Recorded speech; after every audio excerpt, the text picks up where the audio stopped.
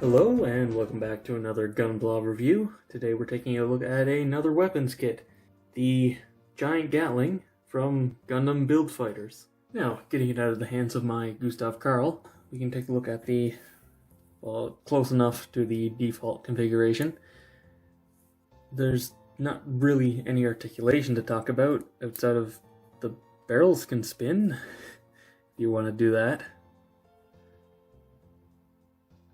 Now, the thing about the giant Gatling is it is incredibly modifiable. This isn't even the actual default configuration.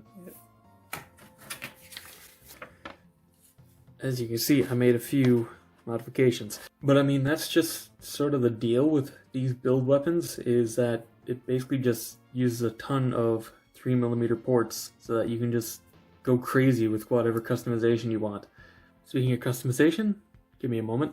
And here we have the giant Gatling in its stationary mode.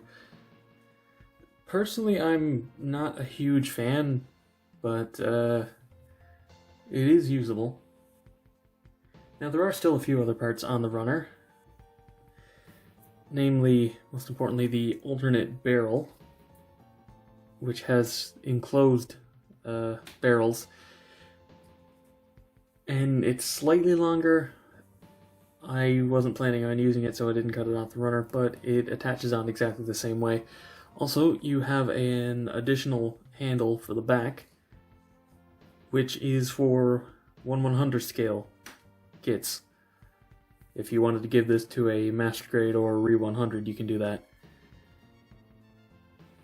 There is a second one of these scope dome pieces, which is what's supposed to go on the other end, but well, it doesn't really matter.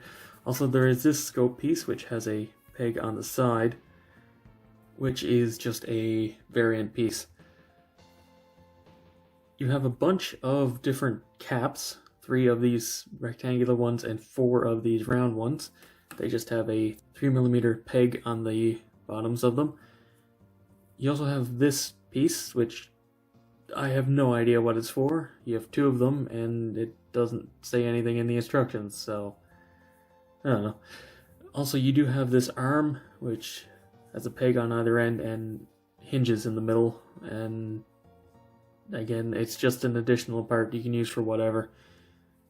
Also, just to show off how customizable this is the main core.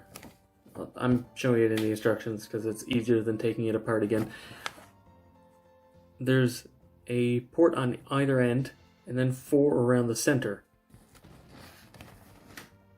And just all of these parts just have ports and pegs, and there's a ton. Okay, a quick size comparison, and yeah, this is pretty big.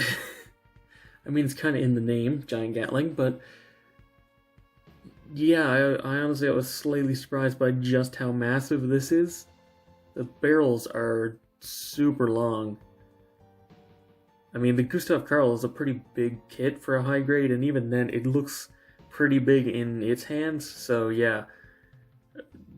Whatever kit you give this to, it's going to look kind of ridiculous, but it's kind of the charm of it. To wrap things up, I can definitely, I 100% recommend getting this. In fact, this is an amazing kit. You do probably want to paint a little bit, at least the barrels, just because that really makes it pop, but even the flat gray that it comes in isn't too bad. Anyway, that's been it for this review. Hopefully this wasn't too bad. I kind of got thrown off my usual routine with this since it's so different to compare to a actual figure. But anyway, thank you very much for watching. Be sure to let me know what you think down in the comments below. Give this video a thumbs up if you enjoyed it. It helps with the algorithm. Subscribe for future reviews and watch my backlog. And as always, until next time, happy building.